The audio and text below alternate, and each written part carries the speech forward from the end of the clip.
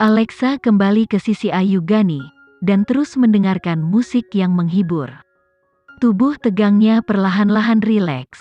Jangan mengumumkannya, Ayu Gani yang duduk di sebelahnya tiba-tiba berkata. Hubunganmu dengan Tuan Kenzi. Jangan mengumumkannya, Ayu Gani menyarankan ketika dia memandang Alexa dengan serius. Jika tidak, kau tidak akan lagi memiliki privasi. Para wartawan terikat untuk mengawasi dan akan menulis tentangmu setidaknya beberapa kali seminggu. Alexa tertegun sejenak sebelum tersenyum. Izinkan aku menceritakan sebuah kisah padamu. Ayu Gani menemukan posisi yang nyaman dan perlahan menjelaskan, 10 tahun yang lalu, ada seorang model. Dia berasal dari latar belakang keluarga yang rendah, tetapi dia jatuh cinta dengan sutradara terkenal. Mereka berjuang tanpa rasa takut berdampingan selama bertahun-tahun.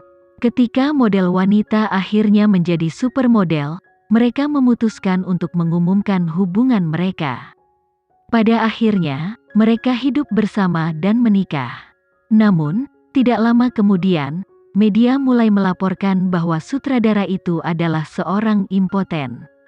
Karena ini, sutradara itu menjadi berantakan dan sejak saat itu, dia menyerah pada segalanya. Adapun model wanita, untuk membuktikan suaminya tidak impoten, dia cukup beruntung untuk hamil. Namun, media mulai mengatakan anaknya adalah bayi tabung. Pada akhirnya, karena stres, dia keguguran dan akhirnya bunuh diri. Model perempuan itu adalah kakak perempuanku, Bella. Media menakutkan, Alexa pasti tergerak oleh cerita itu. Kemasyhuran selalu menjadi pedang bermata dua. Jangan khawatir, karena Tuan Kenzi ingin memberitahu kami, dia pasti sudah memiliki segalanya di bawah kendali. Sebenarnya, aku pikir dia sudah mulai membantumu mempersiapkan diri. Jika hubunganmu terungkap, hidupmu pasti akan terbalik. Aku tahu, aku selalu tahu. Alexa mengangguk dengan ekspresi serius. Namun, dia memandang Kenzi dengan penuh kepercayaan dan kepastian. Kami pasti akan membantu kalian berdua karena Mandala telah memberi kami banyak kehangatan. Pada saat itu, Alexa tidak memahami siapa yang termasuk dalam kami. Dia hanya berpikir sendiri, jika industri hiburan masih memiliki sebidang tanah murni, maka Mandala akan menjadi miliknya. Sementara itu, Kenzi sepertinya sudah selesai berbincang. Tiba-tiba dia menatap Alexa. Kelembutan tatapannya membuat Alexa merasa seperti sedang mandi di bawah sinar bulan. Alexa terlalu banyak minum. Selama obrolan dengan Ayu Gani, dia berulang kali mengangkat gelas ke mulutnya. Pada saat Kenzi menatapnya untuk kelima hingga keenam, dia sudah terbaring tak sadarkan diri dengan kepala di atas meja. Melihat ini, Kenzi berdiri dari kerumunan dan mendekatinya. Dia kemudian membantunya duduk dengan menopang pundaknya. Alexa merasakan kehangatan tubuh yang akrab, jadi dia segera duduk tegak, memutar kepalanya dan melingkarkan lengannya di pinggang Kenzi saat dia membenamkan kepalanya ke perut bawahnya. Adegan ini, semua orang melihatnya. Meskipun mata mereka lebar, mereka tidak lagi terkejut. Mulai sekarang, terima kasih kepada saudara perempuan junior mereka. Mereka akan mendapat lebih banyak kesempatan untuk berhubungan dengan bos. Tampaknya, mereka harus memperlakukannya lebih baik. Tidak dapat membangunkan Alexa, Kenzi tidak punya pilihan selain menggendongnya. Pada saat ini, dia bukan lagi bos yang tinggi dan berkuasa, dia hanyalah pasangan dari si pemabuk. Ini pertama kalinya aku merasa bos adalah orang normal. Direktur, apakah kau mengundang mereka berdua di sini hari ini untuk memamerkan kasih sayang mereka? Aku tiba-tiba teringat sesuatu. Iklan perhiasan LM, apakah Tuan Kenzi adalah orang misterius itu? Kau baru sadar? Kalau begitu, kau pasti sudah melihat wawancara yang dilakukan Alexa dengan variety show. Semua orang tenggelam dalam ingatan mereka. Mereka tiba-tiba ingat bahwa Alexa telah memberitahu pembawa acara bahwa dia sudah menikah dan dia menikah dengan orang paling kuat di industri. Pada saat itu, semua orang mengira dia sedang bercanda. Tapi, siapa yang akan membayangkan, semua yang dia katakan adalah kebenaran.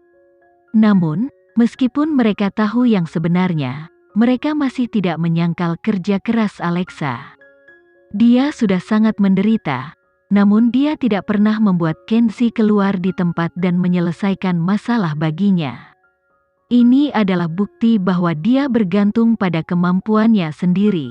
Adapun profesionalismenya, semua orang telah menyaksikannya dengan mata mereka sendiri.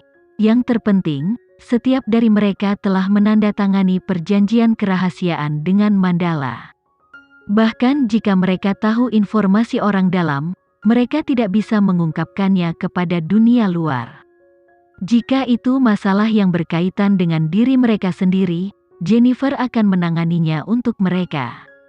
Jika itu adalah masalah yang berhubungan dengan orang lain, maka mereka diharapkan untuk tutup mulut karena itu bukan urusan mereka. Setelah membawa Alexa keluar dari klub, Kenzie membawanya langsung pulang dan menempatkannya di tempat tidur mereka. Alexa tiba-tiba membuka matanya yang kabur, duduk dan mengaitkan lengannya di leher Kenzie. Aku sudah lama tidak bahagia. Kenzie mengerti apa yang dia maksud. Selama ini, dia telah mengalami terlalu banyak skema curang, sudah lama sejak dia mengalami perasaan memiliki teman. Malam ini, tidak ada kecemburuan atau perhitungan. Itu hanyalah suasana santai yang dipenuhi kepercayaan. Jadi, dia membiarkan dirinya mabuk. Aku seharusnya membawamu ke Mandala lebih cepat. Alexa menggelengkan kepalanya ketika dia membenamkannya di leher Kenzie. Tanpa pengalaman yang telah aku kumpulkan, aku tidak akan bisa menukar kesetaraan hari ini. Aku percaya Tuhan telah membuatku melalui begitu banyak cobaan sehingga aku bisa menerima hal-hal yang terbaik di akhir. Kau adalah contoh yang bagus. Kenzie dengan lembut menyentuh pipi Alexa dan berkata dengan suara lembut, kau akan terbang ke Australia besok. Kau harus istirahat. Biarkan aku memelukmu lebih lama.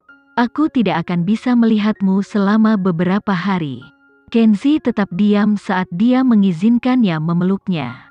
Setelah berpelukan selama beberapa waktu, Alexa akhirnya berkata dengan suara tercekat, aku tidak punya keluarga, jadi kau memberiku keluarga. Aku tidak punya karir, jadi kau mendukung karirku. Aku punya teman, tapi kau membantuku menemukan banyak teman. Bagaimana kau bisa begitu baik padaku? Kenzie tidak langsung menanggapi. Dia tahu Alexa tampak kuat di luar seperti dia tidak butuh apa-apa, tetapi dalam kenyataannya, rasa amannya hanya lapisan tipis di permukaan. Karena kau membutuhkannya, aku tidak berusaha membuktikan diriku kepada siapapun. Di dunia ini, aku hanyalah orang yang paling mencintaimu. Mulai sekarang, tidak akan ada yang lain. Alexa menangis karena kegirangan saat dia memberi Kenzie gigitan sebelum mencium tanda gigitan dengan lembut. Kau sudah siap tidur sekarang? Alexa mengangguk dan berbaring. Apakah kau ingin mandi dulu? Perutku tidak enak, aku akan mandi besok. Kenzie tidak mengatakan apa-apa. Terhadap pemabuk ini dia 100% toleran. Beberapa orang mungkin tidak dapat memahami bagaimana seseorang dapat terus memberi tanpa merasa lelah. Alasannya sebenarnya cukup sederhana. Begitu seseorang benar-benar mencintai orang lain, mereka tidak ingin melihat hal buruk terjadi pada mereka. Mereka akan merasa bersalah kapanpun orang tercinta mereka mengalami kesedihan, kemarahan, atau keterpurukan. Jadi, 100% memberi. Tindakan Kenzie adalah contoh sempurna. Di besok paginya, Natalie dan Alexa sedang menunggu penerbangan mereka di bandara. Setelah insiden Adira memperlakukan Alexa lebih lembut dan lebih sopan terhadapnya. Bahkan ketika menemuinya di bandara, kata-kata mereka tidak lagi kasual seperti sebelumnya. Bagaimanapun, PR Mandala berguna tidak seperti Dirgantara.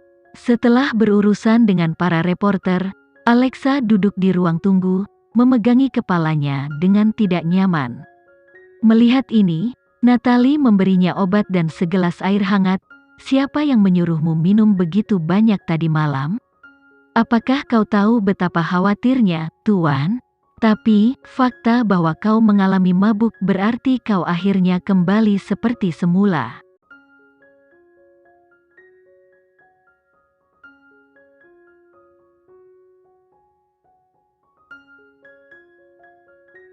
Sekian dulu ya video kali ini, kita lanjutkan lagi videonya di lain waktu. Oh iya, bagaimana menurut kalian? Semoga bisa sedikit menghibur kalian semua. Untuk teman-teman yang baru nonton, jangan lupa subscribe ya, hehehe. Dan kalau teman-teman ada yang ingin gabung langganan, bisa langsung gabung saja untuk dapat fitur yang menarik dan sedikit membantu Mimin. Terima kasih banyak sudah menonton, sampai jumpa lagi, bye.